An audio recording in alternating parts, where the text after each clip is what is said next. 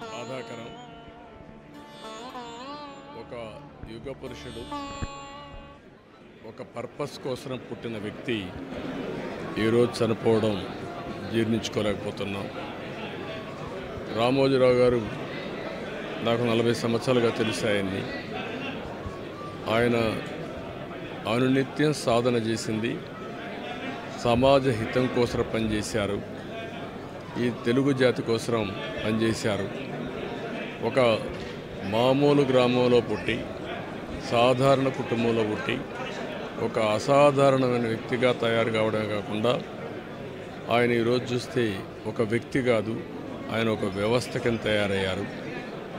ఆ రోజు ప్రారంభించింది మనం ఒకసారి చూస్తే మార్గదర్శితో ప్రారంభించి, మార్గదర్శి అయిన తర్వాత ఈనాడు ప్రారంభించి, అదే మాదిరిగా ప్రజా చైతన్యాన్ని మనం చూస్తే ఈరోజు రాష్ట్రంలో ఏ ఇంట్లో కూడా నిద్ర లేస్తానే ఈనాడు చదివితే తప్ప బయట వచ్చే పరిస్థితి ఉండదు. అంటే ఆ విధంగా ప్రజల్ని చైతన్యవంతులు చేయడానికి కానీ, విజ్ఞానవంతులు చేయడానికి కానీ అనునిత్యం సాధన చేశాడు. ఆయన ఏ పని చేసినా కూడా నేను మొదటి నుంచి కూడా చూశాను, రాజీ లేదు.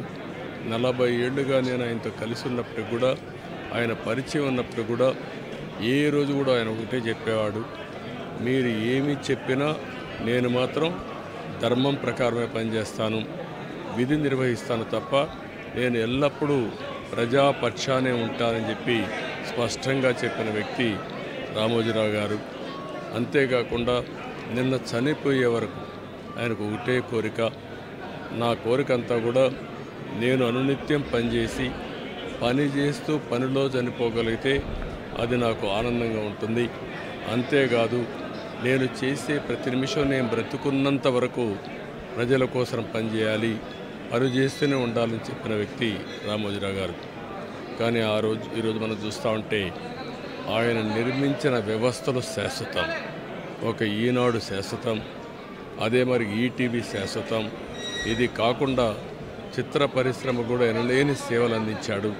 ఈరోజు రామోజీ ఫిల్మ్ సిటీ మీరు చూస్తే దేశంలోనే ఒక అత్యున్నతమైన స్టాండర్డ్స్లో రామోజీ ఫిల్మ్ సిటీ తీసుకొచ్చి ఆయన అనునిత్యం చెప్పేవారు, నేనేదో ఒక కమర్షియల్ కాంప్లెక్స్ కట్టచ్చు, వ్యాపారాలు చేయొచ్చు, నా వల్ల ఈ సిటీకి లాభం రావాలి, అదే మరి రాష్ట్రానికి ఆదాయం రావాలి, టూరిజం కింద ఉండాలని చెప్పి చేశారు. అలాంటి ఒక మహానాయకుడిని ఈరోజు పోగొట్టుకున్నాం. తెలుగు జాతి వెలుగు, తెలుగు వారి గుండెల్లో చిరస్థాయిగా ఉండే వ్యక్తి, అలాంటి వ్యక్తిని పోగొట్టుకోవడం చాలా బాధ అనిపిస్తుంది. ఏదేమైనా ఆయన ఇచ్చిన స్ఫూర్తి ఉంది. నా జీవితంలో ఎన్నో సంఘటనలు, నాకు ఎప్పుడైనా క్లిష్టమైన సమస్య వస్తే ఆయనతో నేను కన్సల్ట్ చేస్తే దాన్ని ఏం చేయాలనో ధైర్యాన్ని ఇచ్చే వ్యక్తి అతను.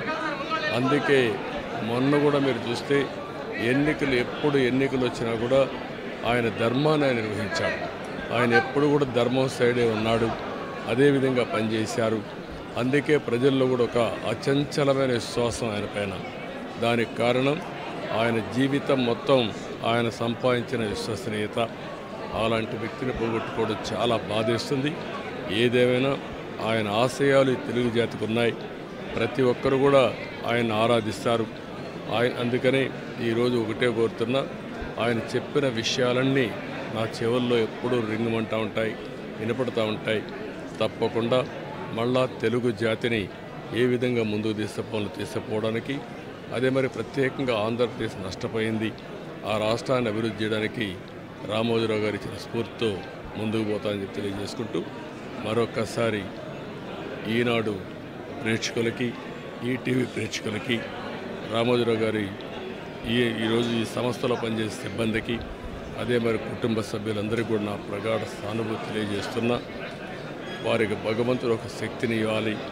ఆ శక్తితో మళ్ళీ ఈ లెగసీని కంటిన్యూ చేసి రామోజీ గారి యొక్క స్ఫూర్తి చిరస్థాయిగా ఉండడం కోసం వాళ్ళు పనిచేస్తారని చెప్పి ఆశిస్తున్నా. అదే సమయంలో ఆయన ఆత్మకు శాంతి కలగాలని భగవంతుడిని మనస్ఫూర్తిగా ప్రార్థిస్తున్నా. ఆయన చేసిన పనులు శాశ్వతం.